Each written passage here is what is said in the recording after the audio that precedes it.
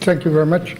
Good afternoon, ladies and gentlemen. My presentation will be a little bit special compared to the previous presentation because I want to have a focus, two focuses. The first is focusing on the Central and Eastern European countries, not on the One Belt, One Road, really the 16+1 framework. And the second is my specialty is the info communications industry, which is much more than the telecommunications.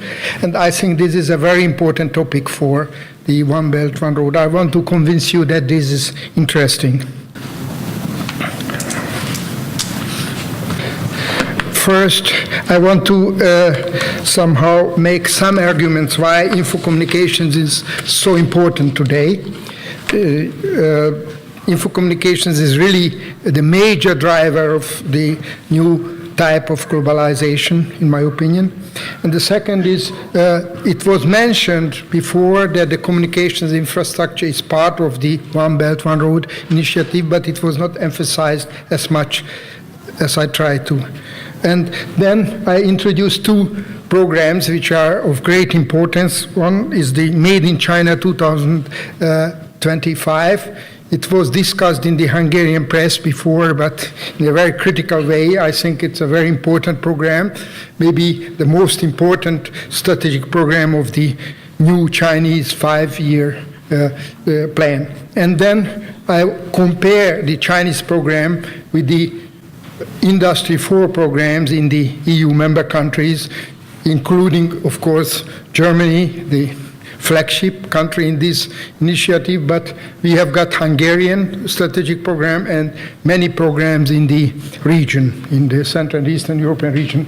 And then I make some proposals, some concrete proposals, how to go ahead with the cooperation between the Central European countries and China in the area of info communications. So first about the importance of info communications. This is a chart from McKinsey Global Institute, and it demonstrates very clearly that nowadays the growth of traditional flows of goods and finance is much less substantial than it was before the financial crisis. And I will argue later on that really the data flows, which are very important. As you see here, in the last 10 years, the data flows have increased 45 times compared to the 2005 situation. And as you see here, the data flows are very important between China and the other continents. Of course, the most important is between North America and the EU. I think this chart is quite interesting. This is a connectedness index from McKinsey Global Institute. And it shows that the flow, the connectedness index in goods, services, finance, people, and data. And I have just emphasized that China is very much connected with the world in terms of goods, in terms of finance, but lagging behind in terms of data and people. So this is the area where some new development is needed. You have seen many maps before. This is a Chinese chart which shows that these are the so-called information highways, the highways between China and the European continent. You know, there is a One Belt, One Road strategy which was prepared by the Chinese Academy of Information Technology, and it says that there are 5 very important objectives which you have to emphasize in the area of ICT. First, the network interconnection. The second is reducing the access cost. Of course, low-income countries cannot afford very expensive telecommunications.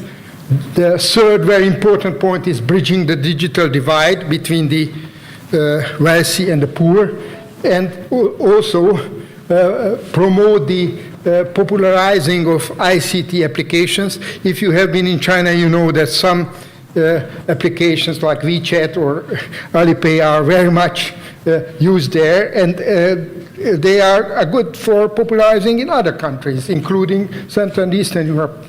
I have not got the opportunity to take part on the Beijing summit, but I have just selected certain elements of the joint communique, which was already published in English as well.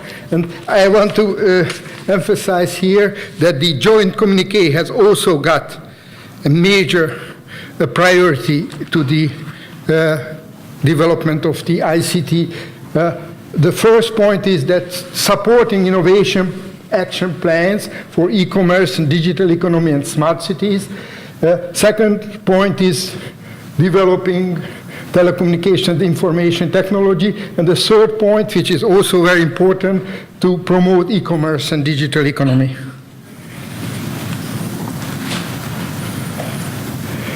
Now I turn to the Industry 4 development plans. First about the Chinese. I think that Made in China 2025, this strategic program, did not have too much attention in Europe. First, because it was not translated into English. It is published only in Chinese. But I think this program, which was published in April 2015, is a very important program and quite successful as well. The first point is that comprehensively upgrade the Chinese industry with the help, with the use of communications technology. And they, for instance, they target to raise the domestic content of core components and materials from the present to 40 and later on to 70%. Also, the government wants to create 15 and later on 40 manufacturing innovation centers using communications, ICT technologies. They provide help in international standard setting. You know, the Industry 4 initiative needs a lot of data communication standards on international level. And if the Chinese standards are different from the Europeans, then there is no way to interconnect the two markets. And the last point, which is also quite important for Central European countries, that the plan identifies 10 priority sectors, including aerospace, new energy vehicles, agriculture equipment, new materials, and also all of these priority areas will use extensively the communications technologies. These are the European initiatives. The audience may be aware of that this Industry 4 initiative was published the first time in Germany in 2013. This is the most important, or Industry 4 there in Europe. But nowadays, you have got these initiatives in nearly every country, including Italy, Austria, France, Netherlands, UK. Of course, there are similar plans in nearly all Central European countries. For instance, in Czech Republic, in Slovakia, in Hungary, they have already published detailed Industry 4 strategic plans.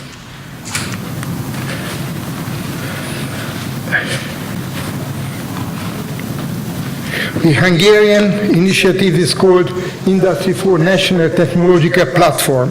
It is an interesting structure because it is a kind of alliance between the academic sector, the Hungarian Academy of Sciences, the government, and the industrial associations. And they have three priorities. The first is to build bridges between the physical world and the digital world. Second is the government wants to prioritize the research and development in this Industry 4 area. And the third point is that the Hungarian government has got a big industrial upgrade plan, which is called IRINI plan, and the Industry 4, which is digitizing the industry, relies very much or connected very much with the IRINI plan. Similar plan exists, for instance, in Poland, which is quite interesting.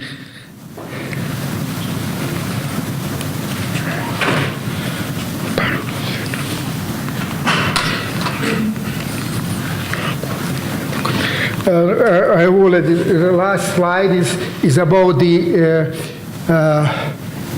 how to cooperate.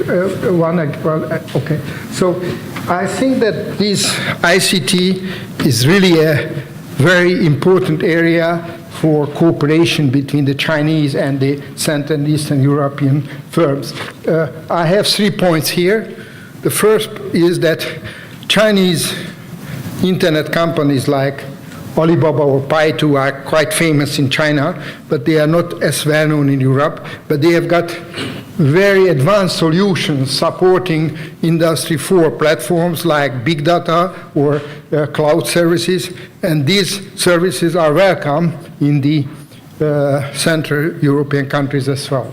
The second point is that the small and medium-sized enterprises are very important in these Industry 4 plans, because the big multinational companies like Bosch or Mercedes or Huawei, of course, they have their own digital technologies, but those suppliers, those small and medium-sized enterprises which are part of the value chain of Daimler-Benz or Audi and others, they need help.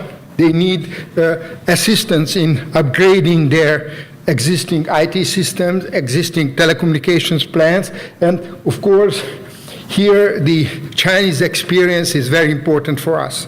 In Germany, it is very easy for the big firms like Audi to cooperate with the domestic firms because they are advanced. They have got enough money to invest, and they have got their human resources to upgrade their existing technologies. But in the Hungarian or other Central and Eastern European countries have got rather small and less advanced small and medium-sized enterprises. And in this regard, we are quite similar to China, where there are many small and medium-sized enterprises working with multinationals, but they also need the help of the government, the help of the banks, and of course, the help of the multinationals. And the last point which I wanted to make is that big Chinese e-commerce firms like Tencent or Alibaba has started to introduce some international expansion plans. Maybe you remember from the press that Jack Ma, the founder and the leader of Alibaba, has visited Donald Trump and has promised him if he cooperates with Alibaba, he can create 1 million new jobs in the US.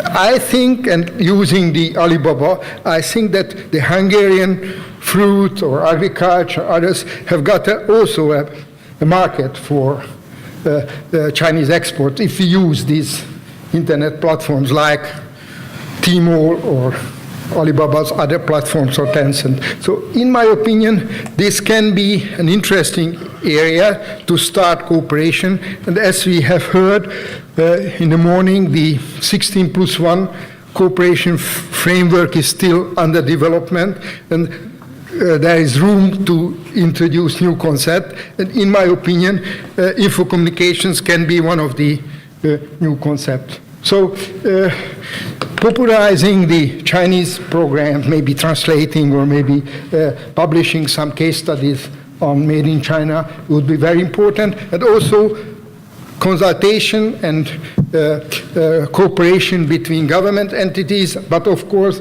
between private entities as well. So that was my conclusion. Of course, it's not for the audience to decide. Maybe we will have the summit, as we have heard, in September in Budapest. Maybe they can consider new ideas as well. Thank you for your attention.